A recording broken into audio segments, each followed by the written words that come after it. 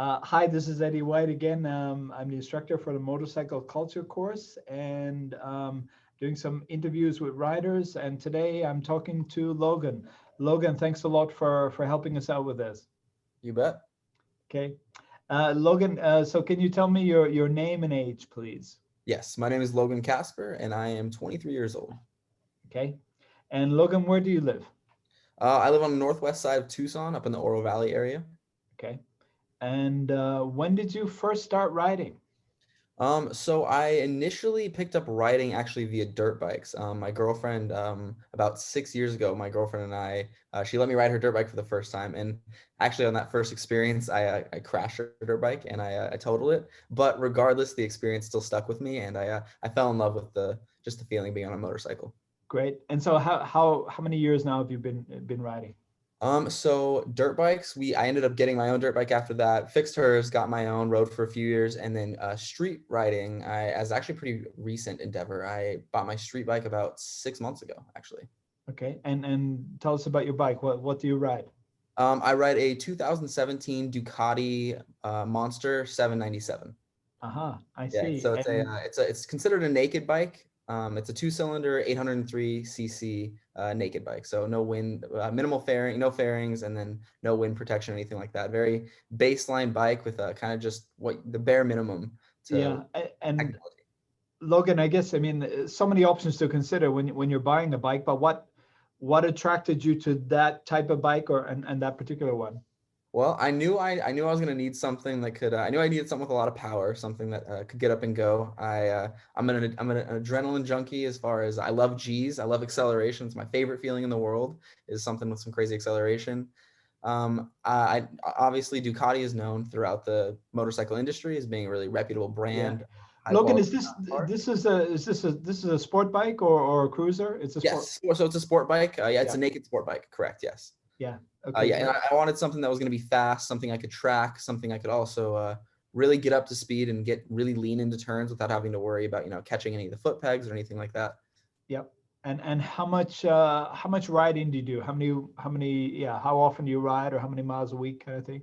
I'd say on average, I usually ride 4 or 5 days a week, depending on the weather conditions, of course. And I'd say I usually ride for about an hour or two at a time. Yeah. Sometimes I'll use it as a commuter if I just have some errands to run without having to transport anything.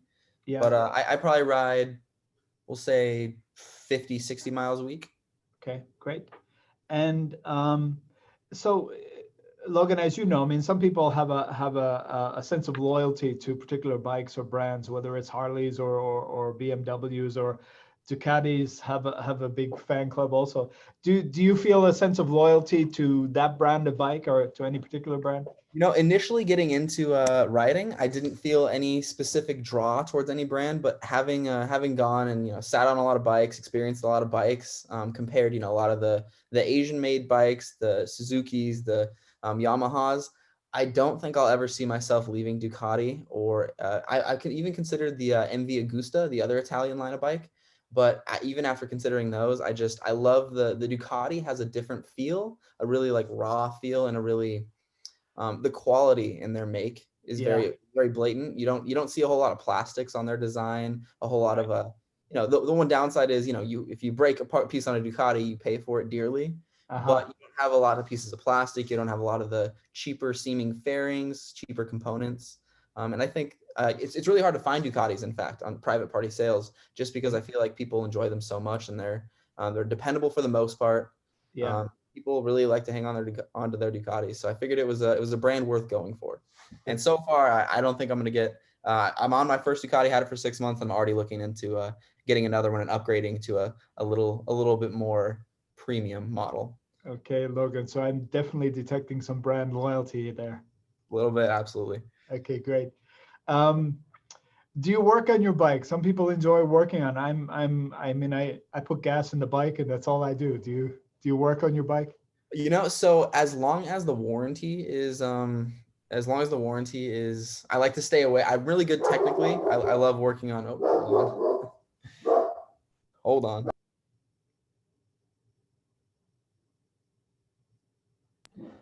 So I really like working with my hands, working Yeah, with machinery and technology. I love working on cars. But until the warranties expire on the Ducatis, then I don't see myself really doing a whole lot of work. yeah, I may, I'll usually do like once it stops being covered, I usually do the oil changes and the basic stuff. yeah. But anything beyond that, I'll usually leave for the dealerships. Okay, great. And have you taken a motorcycle safety foundation course? I did. That was the first thing I did. I knew that I had plenty of experience riding dirt bikes, Yeah. but I really wanted to make sure that I was prepared to ride on the street. So motorcycle safety course was absolutely on my to-do list. Okay, great. I'm at Logan, let me pause for 1 second. yeah, go ahead, Logan, and I can pause here. No, no problem, Logan. Okay, great. You were talking about motorcycle safety course. Next, I want to ask you, you ride quite a lot. What do you wear when you ride? I mean, you wear a helmet, you wear protective gear. What do you wear? So when I ride, I always wear. I bought riding boots that have protected toes and heels that are high top. I always ride with jeans or like thick pants of some sort. Yeah. And then I have a leather jacket, and most of the time under the leather jacket, I'll include I have like a protective spine and chest plate. Yeah. But sometimes I'll take that off if it's really, really toasty outside, especially during the summertime. Sure.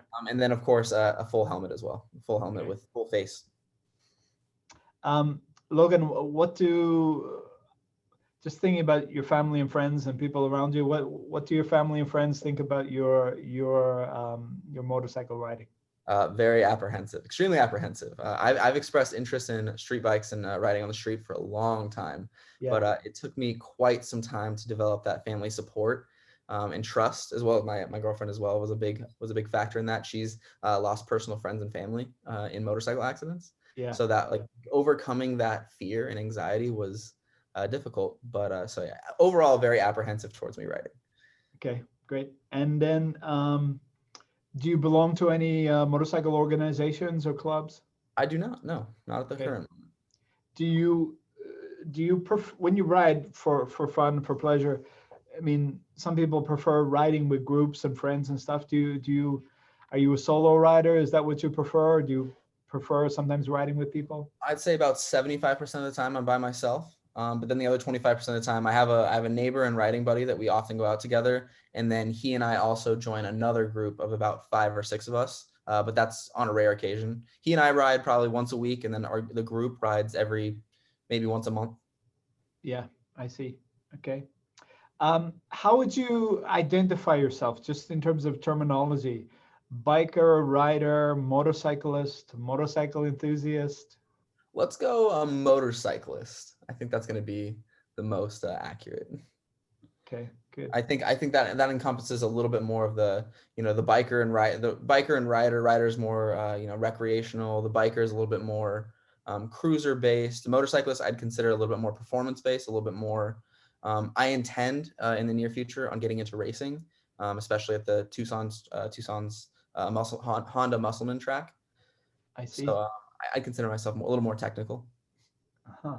I'm not familiar with that track. It's something I should find out some more about too. It's southeast side down right by the fairgrounds, right by Tucson Dragway. And this is sports bike riding, and they have competitive races and things. They have track days once a month where they actually have competitive like time attack races. But they have open track and practice, I believe, every week for a few days. I think Thursday, Saturday is usually open track practice. It's cars and motorcycles, but they have a specific section closed off for street bikes and another section closed off for vehicles.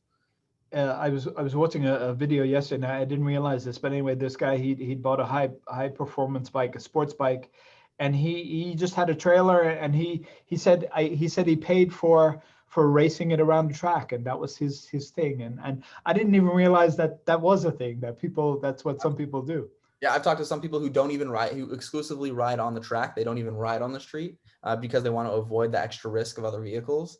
So they trailer their bike to the track and then just ride on the track.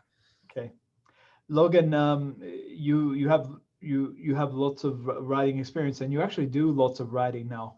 What is your primary concern, your primary worry when you're riding? It is absolutely everyone else. You have the slight concerns of like technical malfunction in your performance, how you're riding, speed, and then your bike's components. But my biggest concern is always, you never know when that one car is going to cut you off. You never know when that one car is not going to see you, pull out in front of you. I'm a pretty pessimistic person when it comes to vehicles and riding, and very skeptical. So I ride and I assume that every single person is gonna do something stupid. And so far it's been pretty productive. It's been Yeah. a pretty productive way to ride. And I guess that, I mean, some of it comes from training, some of it comes from experience, and just that defensive mindset when you're out Absolutely. riding. Absolutely. Yeah. Logan, just coming towards the end here, do you have a favorite or a worst motorcycle experience you'd like to share? Let's see. I'd say the first time, just after I'd got the bike, I hadn't really pushed it when I first bought it. It was a newer bike and it didn't have the break-in mileage done yet. So I hadn't been pushing it beyond, I believe my cutoff was like 7,000 RPMs in a gauge that goes all the way up to 14,000 RPMs. Right. I believe when I broke the break-in interval and I finally was able to push the bike, the first time I had I think I completely throttled it in like second gear. And that was the first time from just throttling it that I'd completely brought the front tire off the ground. And I must have accidentally held a wheelie for a solid like 50 yards before it came back down. Wow. And it was an adrenaline rush. It was awesome. And you don't see me doing that frequently, but it is an experience like no other. It is really freeing, really just something else.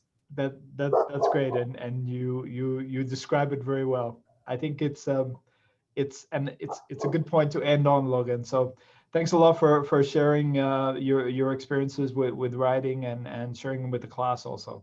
You bet. Thank you so much, Eddy.